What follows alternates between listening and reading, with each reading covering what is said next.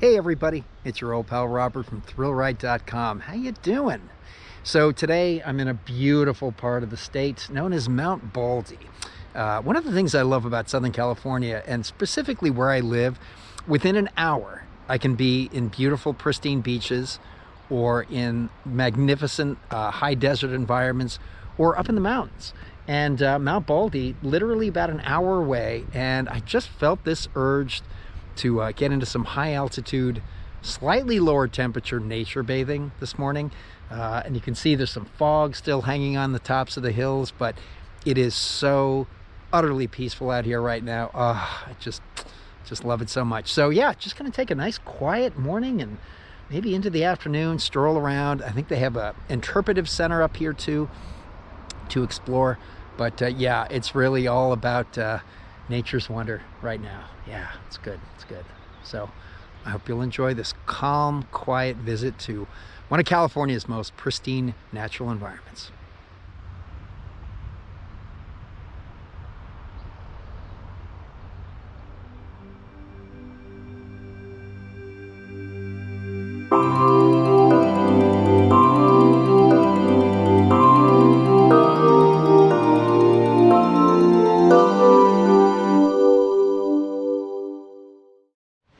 I love how the road is kind of eroded away, revealing this once formerly underground conduit of some sort.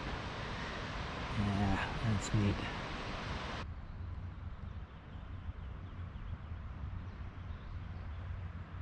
I'm telling you, the variety of landscapes available to enjoy here in Southern California is pretty staggering. Oh, so beautiful. I have no idea what kind of tree this is, but the way the seed pods kind of are shaped, it looks like a whole flock of tiny little birds has decided to take a little breather here on this tree. That's quite lovely.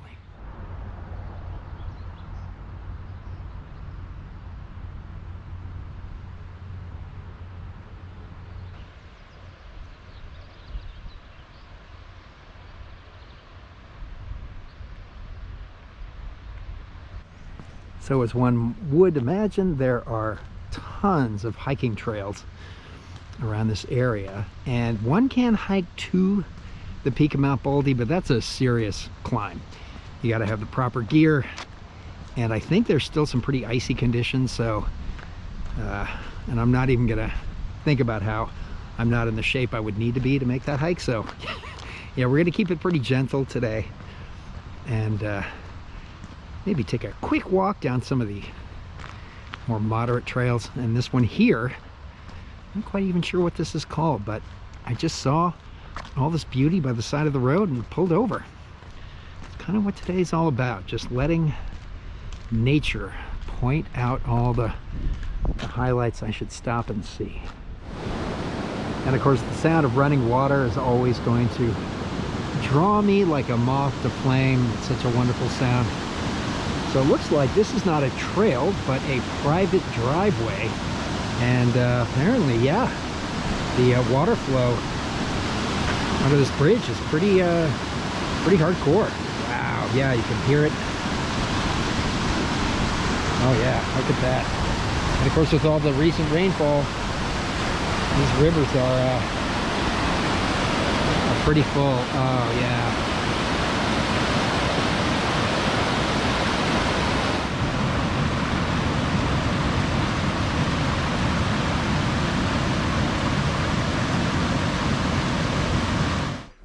So I'm right inside the visitor center here, where I bought my day pass for parking and trail access.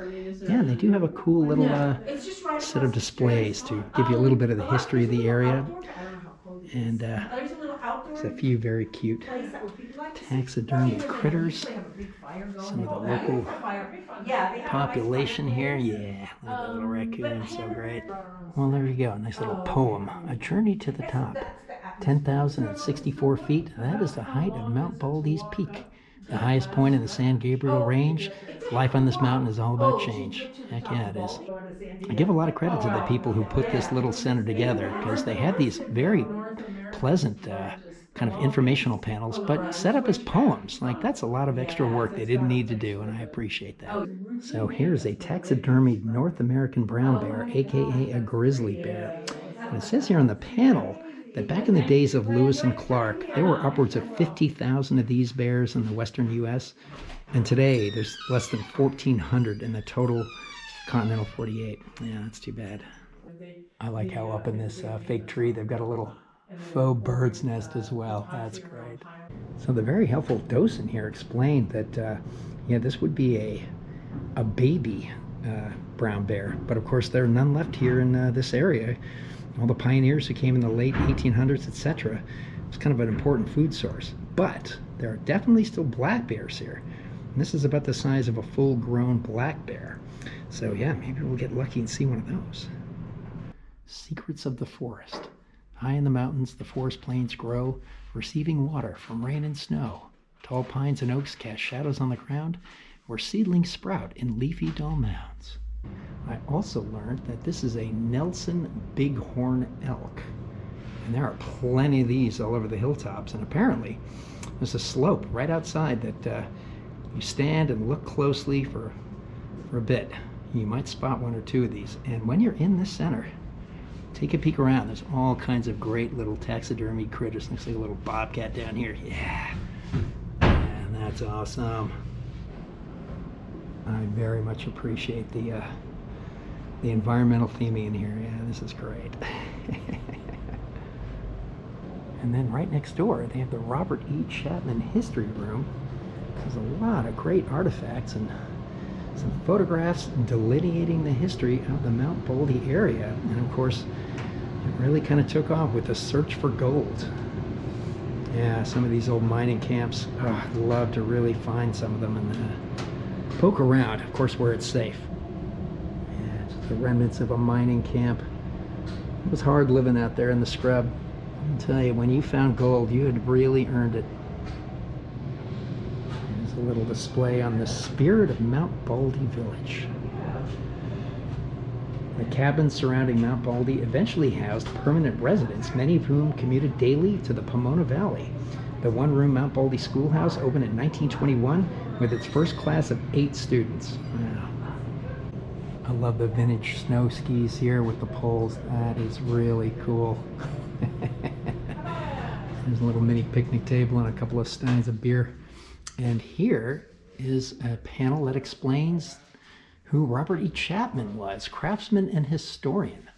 Born in Pomona, California on April 5th, 1917, Clarice and Eleanor Chapman's third child, began his trade as a craftsman soon after he began to walk.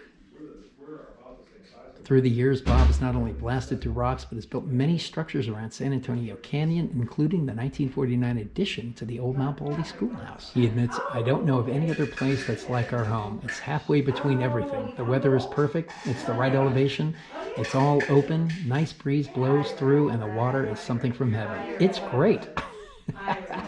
As the mining era came to an end, the great hiking era began to flourish. By the 1920s, tourist resorts were thriving in San Antonio Canyon, including the Ice House Canyon Resort, Kelly's Camp, and Camp Baldy. Wow. But in 1938, a great flood transformed San Antonio Creek into a raging torrent, washing away the canyon road and dreams of many. Wow. Yeah, here's a wall that has some photos of the region, and a couple of them are pretty intense. Resiliency in the face of disaster. The Thunder Fire of November 1980 destroyed 28 cabins and burned 12,000 acres. And then over here, yeah, it's a picture of that flood from 1938, created a wall of water 150 feet wide, which scoured the canyon landscape, destroying everything in its path. Yikes. Yeah. Oof. Oh, okay. Yeah, this is a neat little stop if you're gonna have to swing by to get your visitor pass. Yeah, set aside a few minutes to explore this great little center. This is awesome. And right outside the visitor center, they've got a nice little garden identifying some of the local flora. You got Pacific iris, California buckwheat, rubber rabbit brush. There's something I've never heard of before. White sage. And then, oh yes, good old manzanita. Now I'm familiar with this plant for a disc golf course up in Northern California, Zephyr, I think it's called. Yeah, amazing, beautiful course, but boy, if you lose a disc in the manzanita, it's gone forever. And look at this lovely little bridge over this little pond. Oh yeah. Walk past the mugwort. Ah, have a nice sit. Yeah. Oh.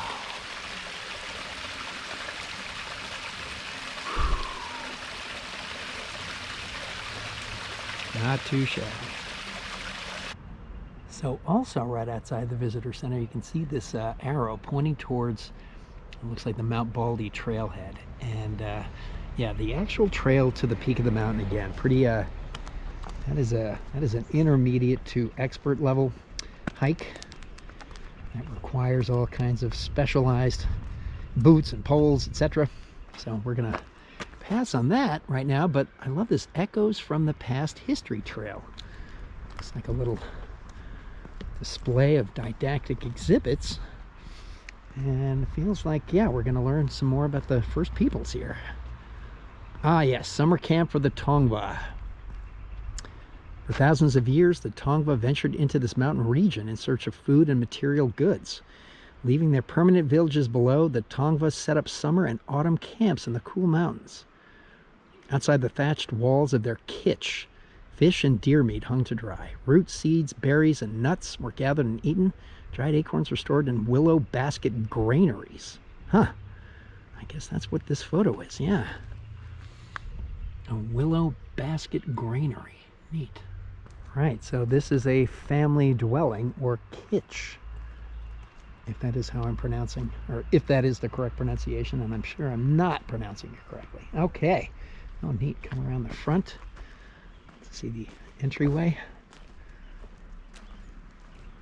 Oh, wow. Oh, that's great. Oh, we can actually go inside.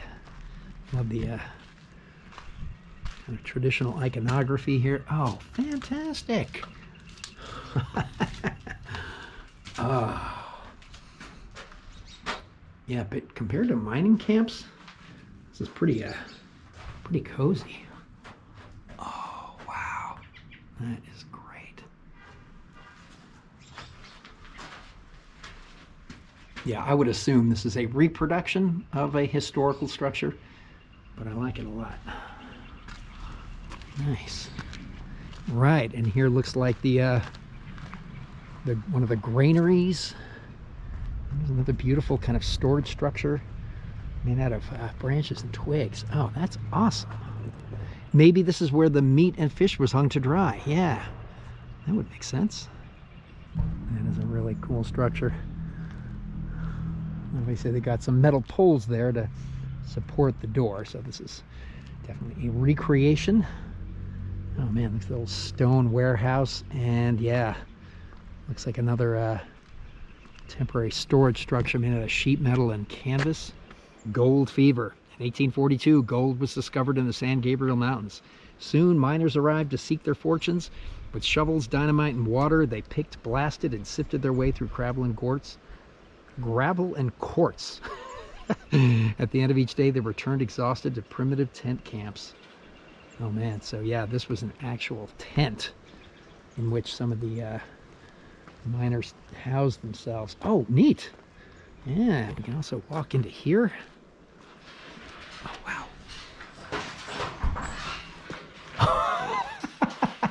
Okay, so the wind was making the branches move against the tin roof, and I thought there might be some inhabitant, human or otherwise, in here. Oh man, yeah, here's their old stove. Yeah, this was not luxurious by any stretch. And I love the old mine cars. That's great. I mean, can anybody look at this and not think of Indiana Jones and the Temple of Doom anymore? It's impossible, right? And the sluices that would have been used for sifting through the dust and the dirt to try to find those nuggets of magic. Yeah. You can kind of see it almost looks like there's little sparkly bits in here, but I don't think any of them are going to make us rich. I love this little Hanson greenhouse and nursery. A facility made possible through a generous donation by the Upper San Gabriel Valley Municipal Water District. But I'm even more intrigued by this panel that apparently shares the secret life of acorns. I didn't know acorns had a secret life. They've been holding out on us.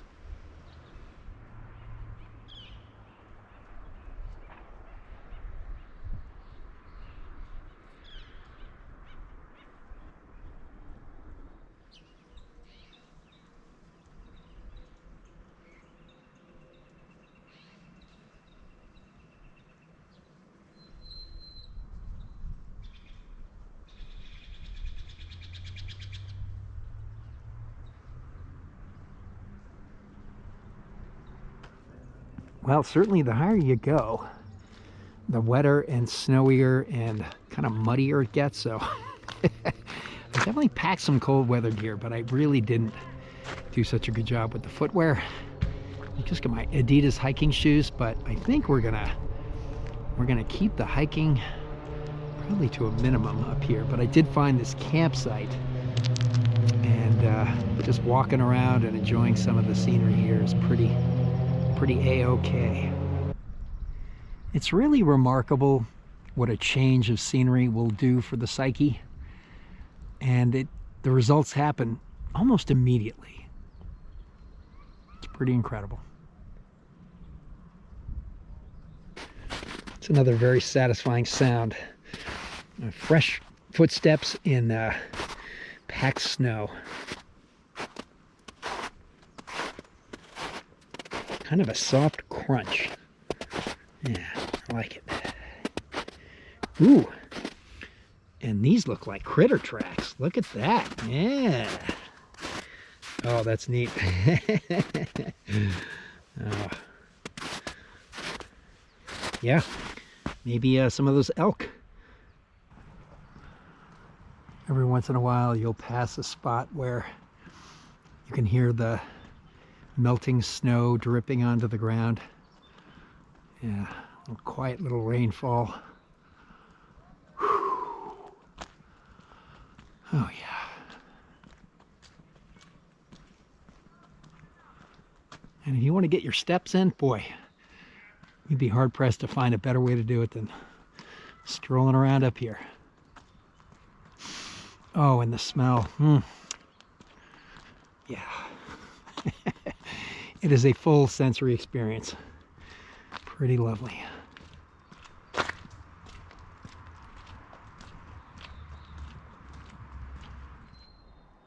And to think that this is so close to where I live.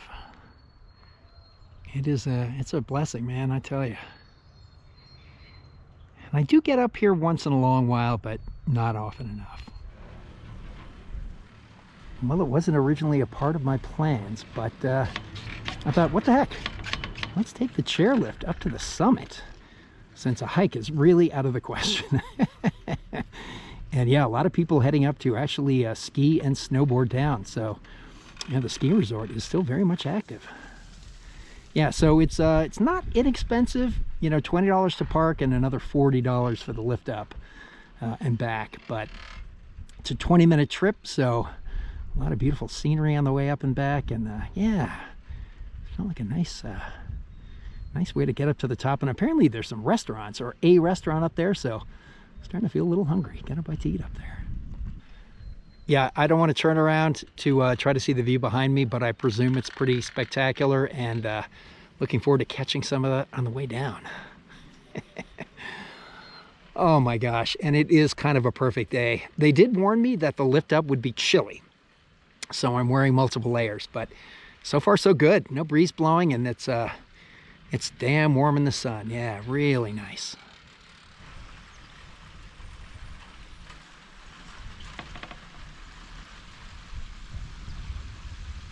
Man, and these chairlift seats and tower, very old school.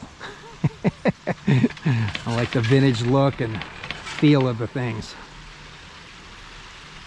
To be honest, it's been a long time since I've been on a lift like this. It's a little tiny, teeny bit unnerving, but I'm getting used to it. Oh, and listen to the sound of that burbling water.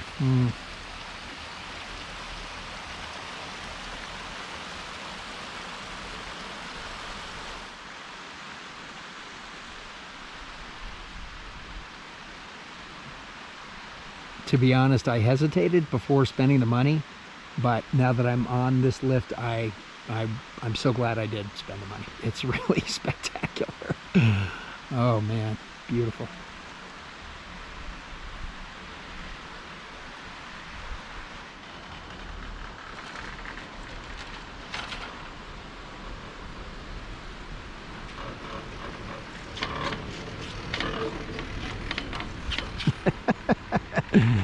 Rumble, rumble, going over those wheels at the peak of the towers.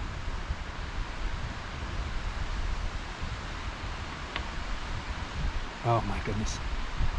And the very kind fellow who sold me the lift ticket told me that on a clear day from the peak, you can see Catalina Island, which is quite a ways away. But as you can see up ahead, it's a little foggy, so we may not get that view, but just being up in the fog and the clouds up there too, I'm down with that. That's all good. Yeah, the higher we go, the more I'm feeling the descending temperatures. It is definitely going to be a few degrees cooler up at the peak than it is down at the base. Oh yeah, looking forward to heading into the mists.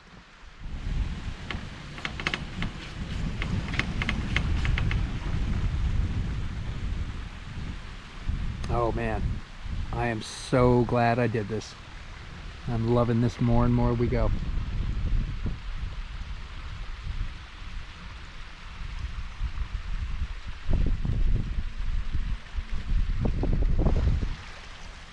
And I'll tell you, definitely wear very strong eyewear protection up here, because even in this dense fog, it is bright. I'm wearing very dark sunglasses, and yeah, I'm kind of squinting right now.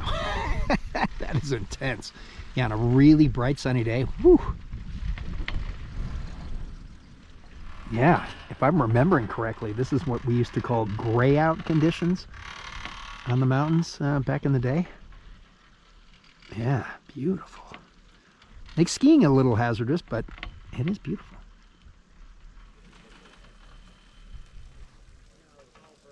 Whoa.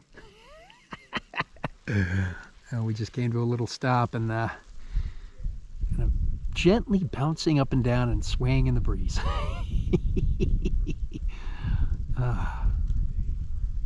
Yeah. We're going to have these occasional pauses, I guess.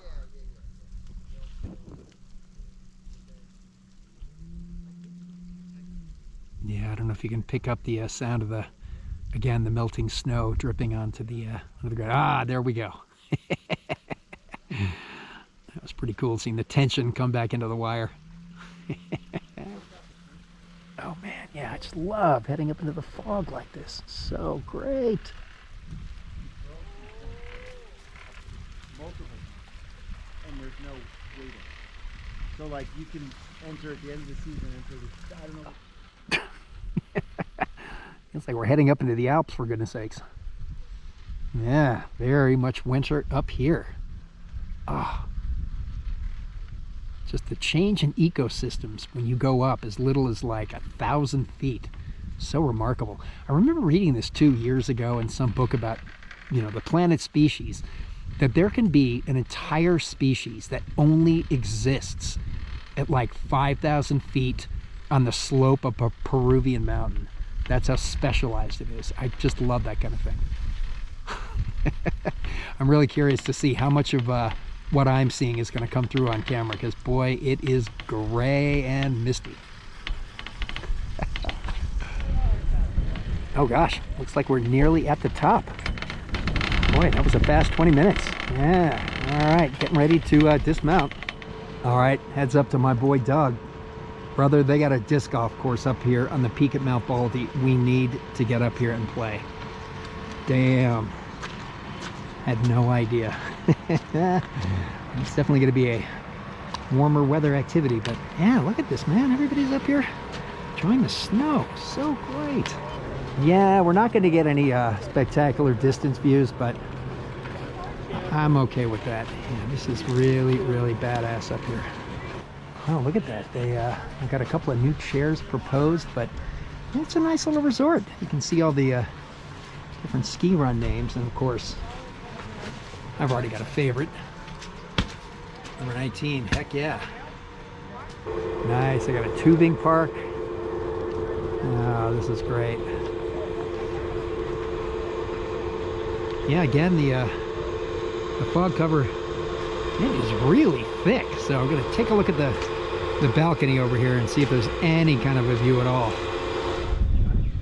Well, there you go. Yeah, we're not gonna see Catalina today. But it's still pretty cool. Literally and figuratively. Yeah, somewhere down there is California. There's a part of me that would like to get back to skiing. I did a little cross-country skiing and a little more downhill skiing. Never got super good. I was at best an intermediate skier. It's just so expensive. That sport just got to be really prohibitive cost-wise, but a part of me misses it. It really does. I do miss it, especially getting into the hot tub at the end of the day. Ooh, man, nothing beat that feeling. Getting those ski boots off and dipping into some warm water. All right, finished up a little chow inside the lodge there.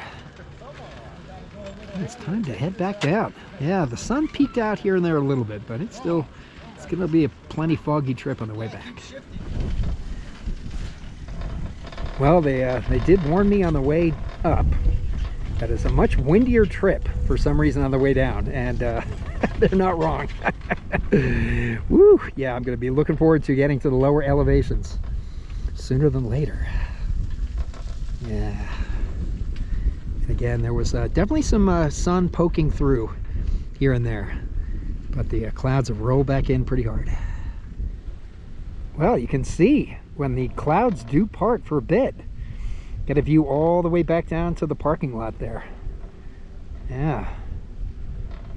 That gives you a better sense of just how far we travel during this 20-minute excursion. Yeah, that's a trip. Yeah, I was hoping you'd see some great views of the peak behind me on the way down, but it's probably just a big gray mass.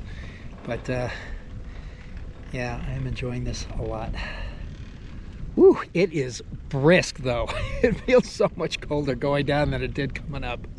That's crazy. Yeah, 1 minute you can see the destination, and then in about 10 seconds, it is completely enshrouded by fog. That's crazy.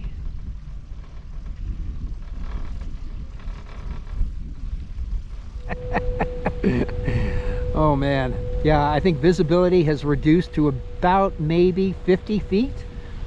Yeah, it is one gray expanse at this point. Oh man. Such a difference. Woo. Oh man, wow.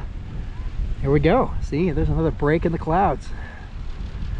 Woo. Oh, I am starting to get a little on the frigid side. Oh my goodness.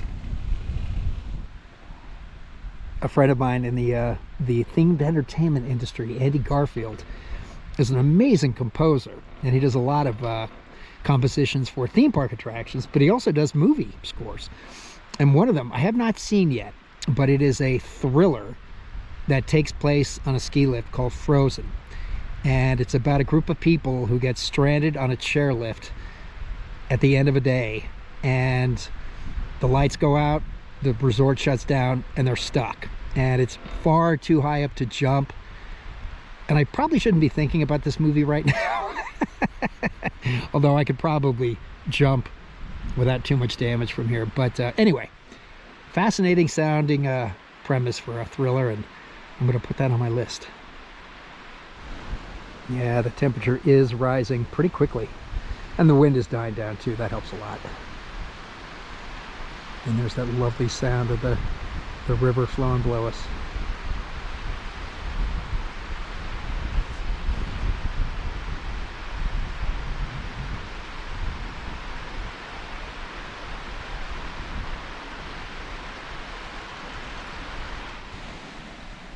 Now looks like we're more than halfway home.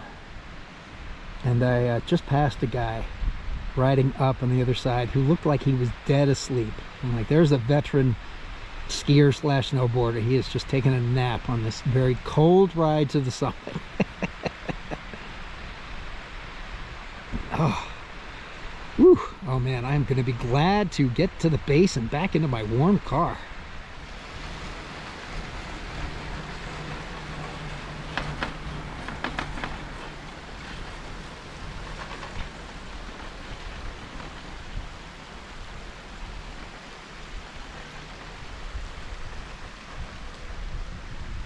Almost home. Yeah, when I said earlier the temperature was going back up, it immediately dropped. I think it was just a quick break of the clouds and we had some sunlight, but it's still pretty cold. It really is pretty incredible how fast this 20-minute ride goes. At first that seemed a little daunting, but the scenery is so beautiful, it's kind of over and gone before you know it.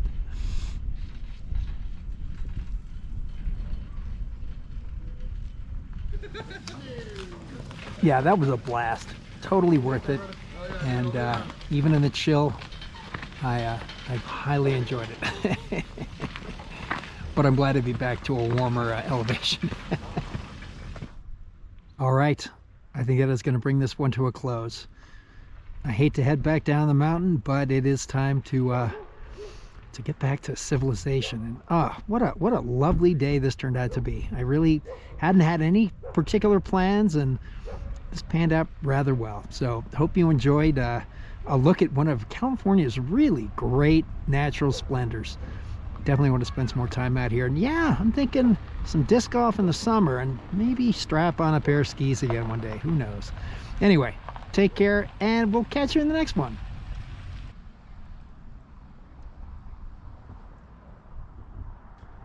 Just can't get enough of this beautiful scenery.